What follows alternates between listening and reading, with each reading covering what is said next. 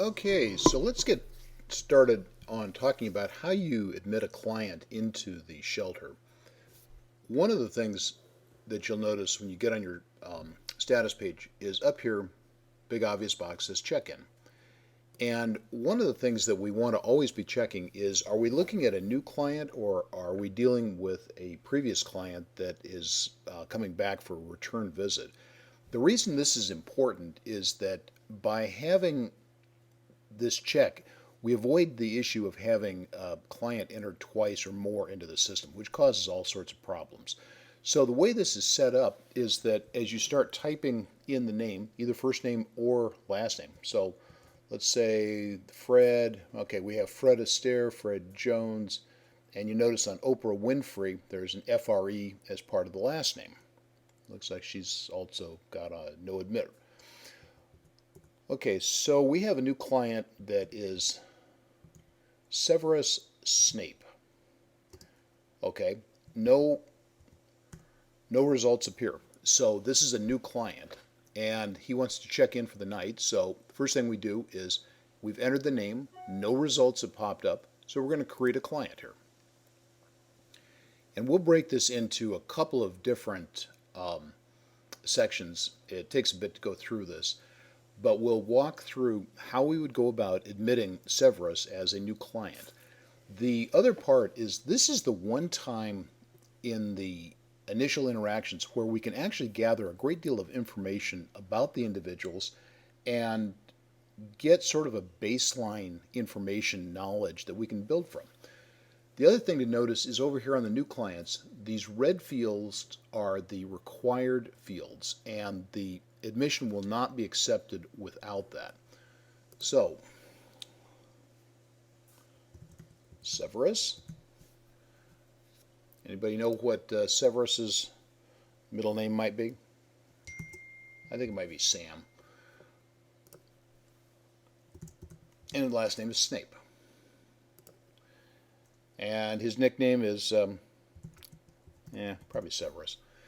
Date of birth. Okay, this is a required field, and surprisingly enough, it is usually very easy to get from the clients and is often, as most of the time, surprisingly accurate. Only occasionally do we get people who give us false dates of birth.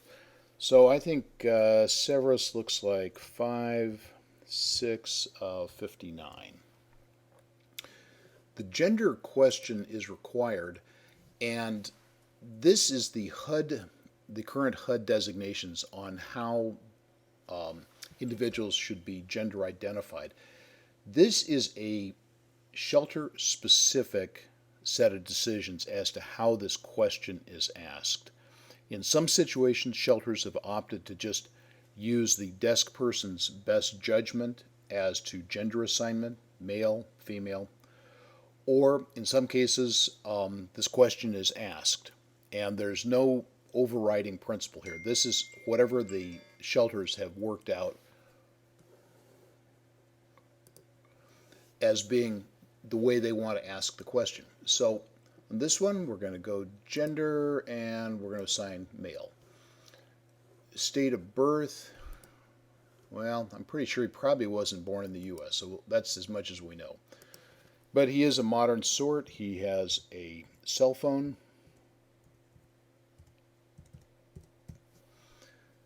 And has an email.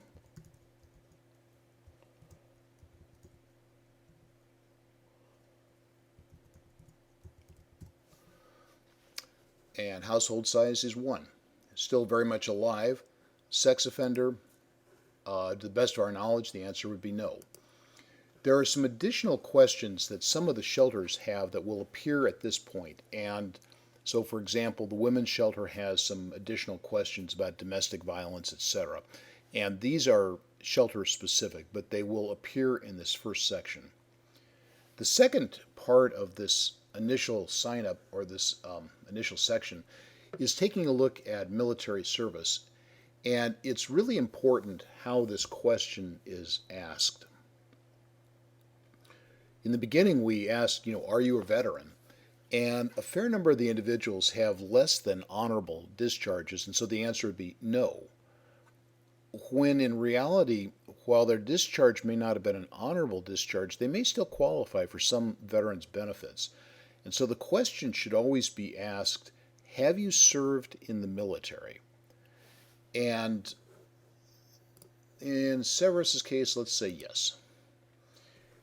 If the answer is yes, the next field that'll pop up is the military service in which you served. And the reality is, this is really more of a conversation starter than it is actual usable information. So we don't have separate VA counselors for Army versus Navy, but it has the advantage that it starts a conversation. And so we're going to say that Severus was in the Marines. Oh, sorry, clearly wrong. He knows how to fly, so Air Force.